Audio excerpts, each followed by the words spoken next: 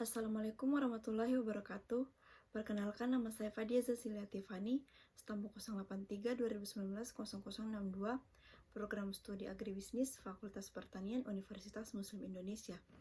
Di video kali ini saya akan memaparkan proposal penelitian yang berjudul Strategi Perilaku Kewirausahaan dan Faktor Pendorong Petani Muda dalam Agribisnis di Desa Pacalekang, Kecamatan Patalasang, Kabupaten Goa. Latar belakang. Generasi muda sangat dibutuhkan dalam membangun pertanian di Indonesia. Sebab saat ini, semakin sedikit orang yang tinggal di desa, semakin sedikit orang yang bekerja di sektor pertanian. Pemerintah juga memberikan perhatian yang lebih besar kepada petani kecil dan generasi muda agar mau terjun langsung ke sektor pertanian.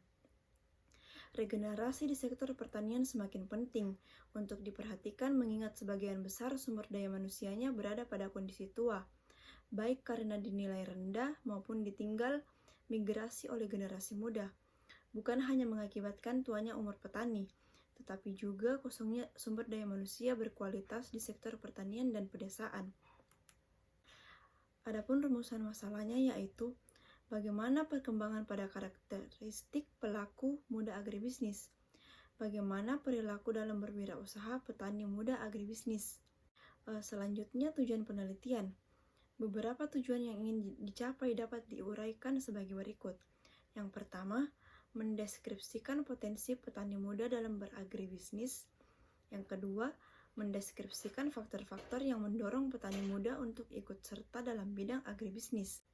Selanjutnya, kegunaan penelitian. Yang pertama, bagi mahasiswa, sebagai bahan referensi untuk penelitian selanjutnya. Yang kedua, bagi petani, membentuk karakteristik pelaku agribisnis yang mudah, terdidik, berkeahlian, serta berpengalaman. Selanjutnya, penelitian terdahulu. Yang pertama, penelitian oleh Gema Wibawa Mukti Rani Andriani Pandiperdian pada tahun 2018 yang berjudul Transformasi Petani Menjadi Entrepreneur atau studi kasus pada program wirausaha muda pertanian di Fakultas Pertanian Universitas Pajajaran. Yang kedua, penelitian oleh Iwan Setiawan, Sumarjo, Arif Satria, dan Prabowo Jitropranato pada tahun 2017 yang berjudul Strategi Pengembangan Kemandirian Pelaku Muda Agribisnis atau Brain Grain Actor di Jawa Barat. Yang ketiga, penelitian oleh Eli Rasmikayati, Iwan Setiawan, Bobi Rahmat Saifuddin pada tahun 2017 yang berjudul Kajian Karakteristik, Perilaku, dan Faktor Pendorong Petani Muda dalam Agribisnis pada Era Pasar Global. Kemudian yang keempat, penelitian oleh Titik Sumarti, Sri Wulan Ferindian pada tahun 2017 yang berjudul Strategi Pemberdayaan Petani Muda Kopi Wirausaha di Kabupaten Simalungun.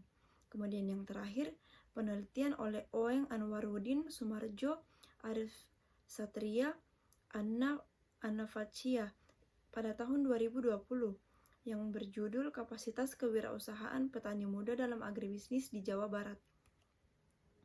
Adapun kerangka berpikirnya yaitu perilaku kewirausahaan yang memiliki potensi petani muda dalam berwirausaha, yang dimana potensi ini dapat mendorong petani muda untuk ikut serta dalam kegiatan agribisnis, sehingga dapat membentuk karakteristik petani muda yang baik.